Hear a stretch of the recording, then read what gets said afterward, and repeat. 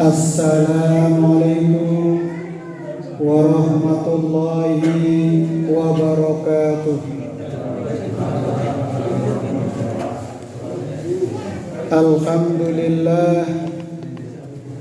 Alhamdulillahilladzi ja'ala syahrul Ramadan sayyida suhur wa ja'ala lailatal qadri khairum min alfi syahr.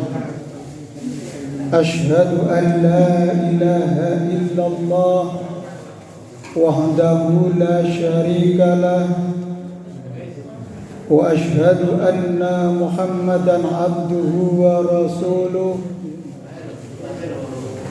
la nabiyya wa la rasula ba'dah. Allahumma salli wa sallim wa barik ala Muhammad wa ala alihi wa ashabihi al-amjad. Amma ba'du.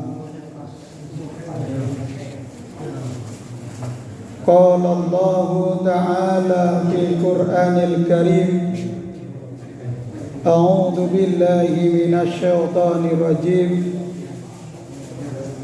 Bismillahirrahmanirrahim. Wa yawma nab'atsu fi kulli ummatin syahidan 'alaihim min anfusihim wa ji'na bika syahidan 'ala haula'i wa nazalna 'alaikal kitaba tibyanan likulli syai'in wa hudaw wa rahmatan wa busyra lil muslimin.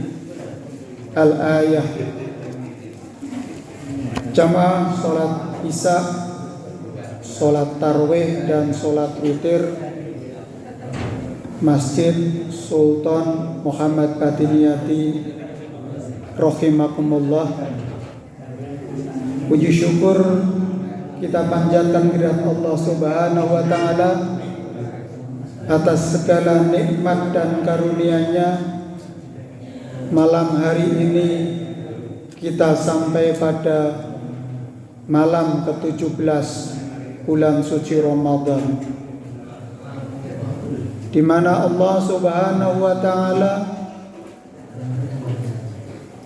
menurunkan kitab suci Al-Qur'an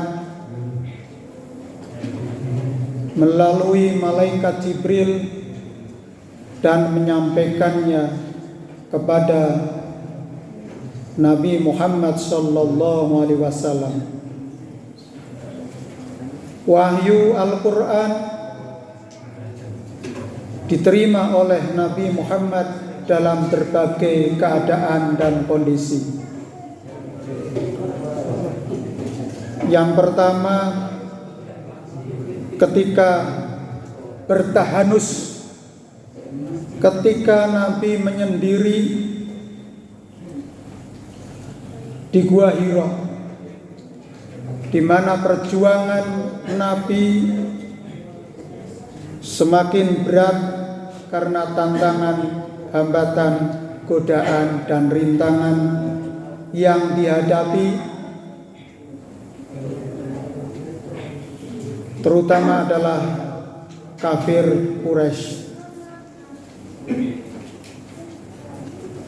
Maka dengan turunnya Al-Quran menguatkan nubuwah, kenabian, bahwa Nabi bukan orang biasa, tapi orang yang luar biasa.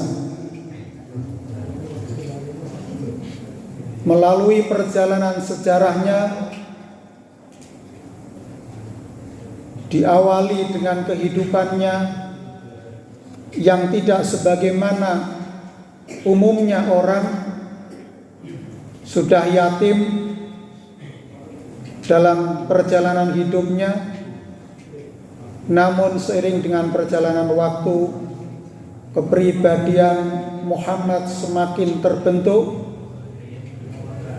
yang akhirnya karakter dan ciri-cirinya semakin menonjol keunggulan akhlakul karimah di dalam bermuamalah dan bergaul di tengah-tengah masyarakat, sampai mendapatkan kepercayaan sebagai seorang yang al-amin, seorang yang dapat dipercaya, menjadi seorang saudagar. Dari waktu perjalanan bisnisnya semakin lama modal ngeremboko ataupun berkembang dengan pesat, yang akhirnya Nabi dipersunting oleh Khadijah sebagai istrinya, membangun balai wisma ataupun keluarga yang sakinah. Setelah pada usia 25 tahun, di mana secara mental, secara spiritual Nabi sudah siap untuk menerima nubuwah, menerima perintah untuk membawa misi kenabian untuk rahmatan lil alamin. Maka di bulan suci Ramadan turunlah wahyu pertama, yaitu Iqra bismi rabbikal ladzi khalaq. 5 ayat yang sangat luar biasa, menunjukkan suatu tingkat peradaban yang tinggi dengan membaca, yang makna harfiahnya bisa saja membaca dalam arti memang membaca biasa huruf-huruf ayat-ayat, tetapi bila dengan makna istilahi adalah segala upaya yang dilakukan untuk memahami realitas kehidupan yang ada, sehingga apa yang dilakukan oleh seseorang harus senantiasa bismi rabbikal ladzi khalaq, atas nama menyandarkan diri kepada Sang Pencipta yang telah menciptakan kita. Jamaah rahimakumullah, dengan turunnya Al-Quran kita merayakan apa dan bagaimana Al-Quran itu diturunkan. Mimpi yang dirasakan oleh Nabi untuk menerima wahyu, kemudian bertemu langsung dengan malaikat Jibril dalam bentuk rupa, sehingga menyebabkan goyahnya secara mental dan spiritual Nabi Muhammad untuk menerima wahyu.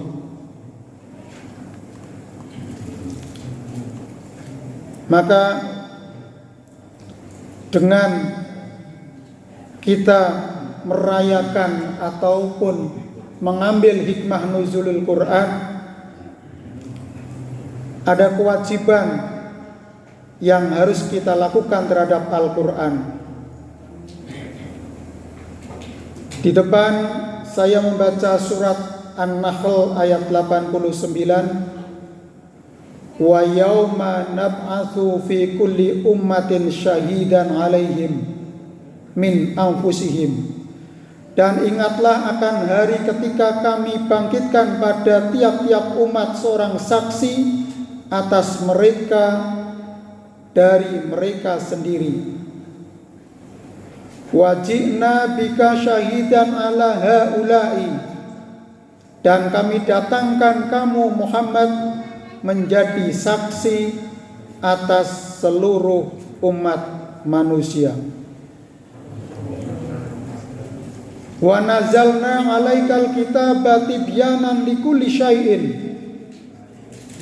dan kami turunkan kepadamu Alkitab, Al-Quran, untuk menjelaskan segala sesuatu. Wa hudaw wa rahmatan wa busyra lil muslimin.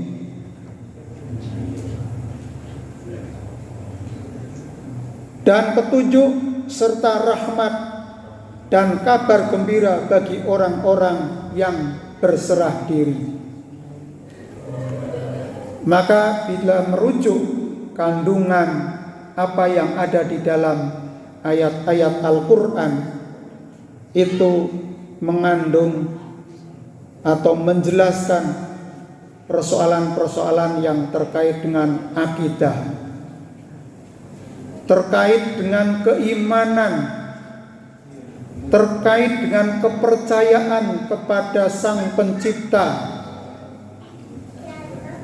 kepada malaikat-malaikat Allah, kepada kitab-kitab Allah, kepada rasul-rasul Allah, yang itu merupakan petunjuk serta rahmat dan kabar gembira bagi orang-orang yang berserah diri. Maka ada ayat-ayat yang memberikan informasi-informasi surgawi kepada kita, sehingga setiap hamba berusaha untuk meraih derajat yang tertinggi untuk memperoleh apa yang dijanjikan oleh Allah. Tapi juga mengandung ayat-ayat yang memberikan ancaman-ancaman kepada hamba-hamba yang ingkar, sehingga ini semuanya impas. Tidak ada yang tidak mendapatkan balasan dari apa yang terkandung di dalam Al-Quran. Komposisi yang ada di dalam Al-Quran itu menunjukkan segala sesuatu yang terkait dengan urusan dunia dan akhirat tercakup di dalamnya. Maka jamaah rahimakumullah, adapun kewajiban kita terhadap Al-Quran, yang pertama adalah mengimani Al-Quran sebagai wahyu Allah.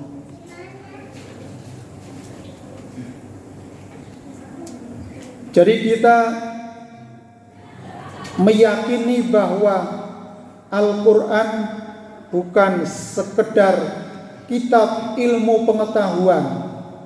Memang kandungan ayat-ayat Al-Quran ada ayat-ayat kauliyah yang berbicara tentang alam semesta, proses penciptaan alam semesta, proses penciptaan manusia dan makhluk-makhluk yang ada di dalamnya.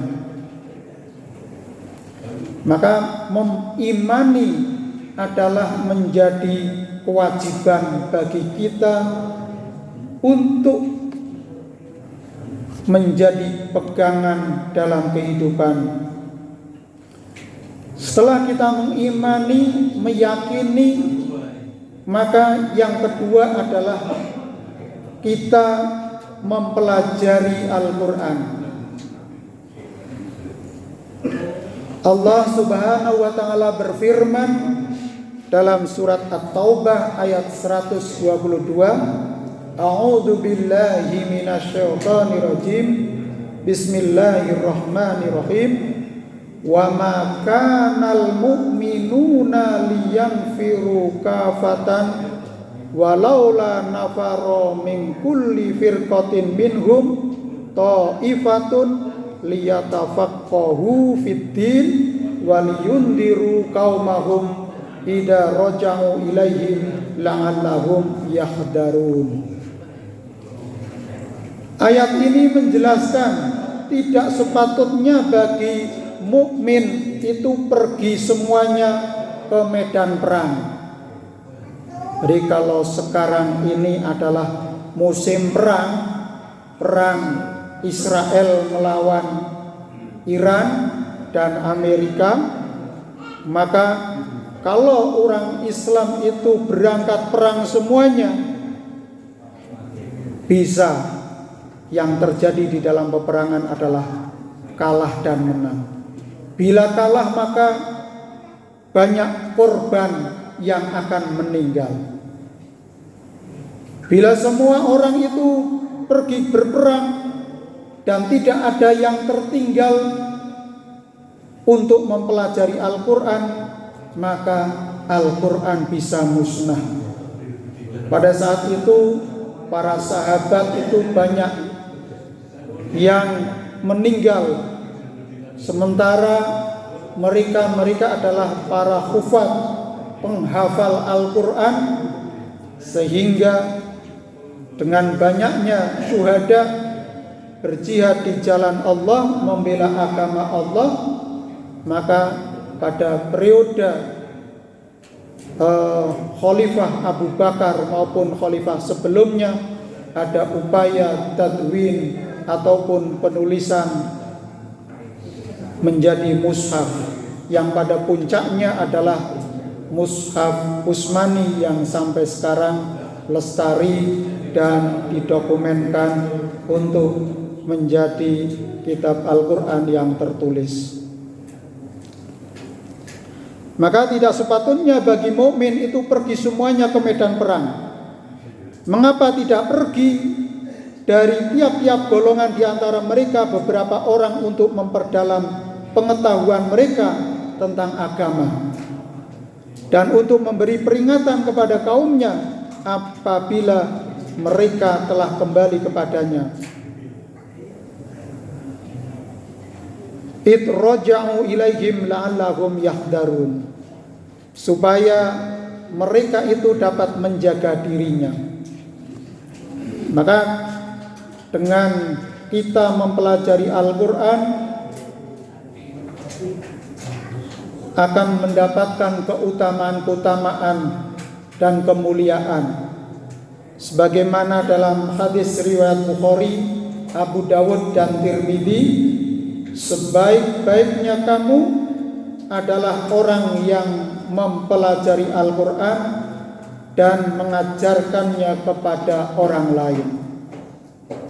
Maka Khalifah Ali bin Abi Thalib pernah mengatakan bahwa balighu anni walau ayah, sampaikan kepadaku walaupun satu ayat.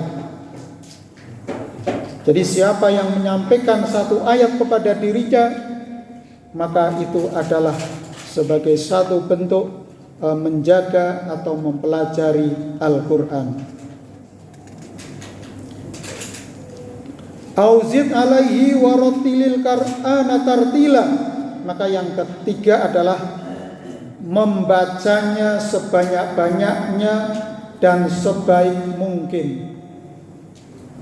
Seperti bacaan Ustadz kita yang tadi Imam Isya dan Tarawih serta Witir, kita bisa menikmati bacaan karena beliau adalah hafidh.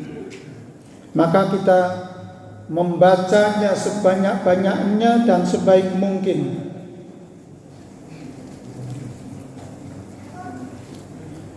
Orang yang membaca Al-Quran lagi pula ia mahir kelak mendapatkan dalam surga bersama Rasulullah SAW yang mulia lagi baik. Dan orang yang membaca Al-Quran tetapi tidak mahir membacanya dan berat lidahnya, ia akan mendapat 2 pahala. Ini keutamaan membaca Al-Quran. Maka kita budayakan taman pendidikan Al-Quran, taman pendidikan atau TPQ, TPA yang mengajarkan anak-anak kita kemampuan membaca, yang diharapkan dengan literasi Al-Quran atau bebas buta huruf Al-Quran ini harus kita lakukan, karena ini adalah sebagai satu kewajiban agama kita untuk menguasai, memperdalam Al-Quran. Yang keempat adalah setelah kita membacanya, setelah kita mempelajarinya, dan setelah kita mengimani Al-Quran itu adalah mengamalkan Al-Quran pada semua isi kehidupan. Innama kana qaulal mu'minina idza du'u ilallahi wa rasulihi liyahkuma bainahum ayyaqulu sami'na wa ata'na wa ulaika humul muflihun. Sesungguhnya jawaban orang-orang mukmin bila mereka dipanggil kepada Allah dan Rasul-Nya agar Rasul menghukum, mengadili di antara mereka, ialah ucapan ayyaqulu sami'na wa ata'na, kami mendengar dan kami patuh, dan mereka itulah orang-orang yang beruntung. Jadi keberuntungan bagi orang-orang yang mendengar dan melaksanakan atau mengamalkan kandungan isi Al-Quran. Maka di dalam Al-Quran terdapat larangan dan sekaligus adanya perintah untuk melakukan atau mengamalkan kandungannya. Ayat-ayat yang perintah terkait dengan ibadah dan larangan-larangan yang harus kita hindarkan, maka bila itu diamalkan, dilakukan, maka akan menyebabkan seseorang itu akan memperoleh keberuntungan. Yang kelima adalah tidak hanya berhenti pada mengamalkan, tetapi mendiseminasikan atau mengajarkan kepada orang lain. Karena ketika kita menyampaikan Al-Quran, mendakwahkan Al-Quran, menyeru kepada umat manusia supaya untuk menerima kebenaran, maka ini adalah sebagai sesuatu yang ma'ruf, yang mulia. Sebagaimana Allah berfirman dalam surat Ali Imran ayat 104. Monggo supaya kita dapat keberkahan, kita baca bareng-bareng ayat ini sebagai gong malam hari ini, nggih, sebagai penutup. A'udzu billahi minasy syaithanir rajim.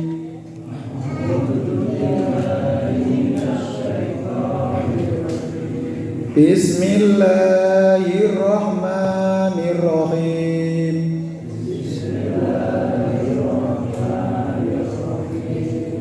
Wal takum minkum ummatun yad'una ilal khair wa ya'muruna bil ma'ruf wa yanhauna 'anil munkar wa ulaika humul muflihun. Matur nuwun, semoga bacaan kita setiap hurufnya menjadi pahala bagi kita, setiap kalimat akan menjadi keberkahan bagi kita.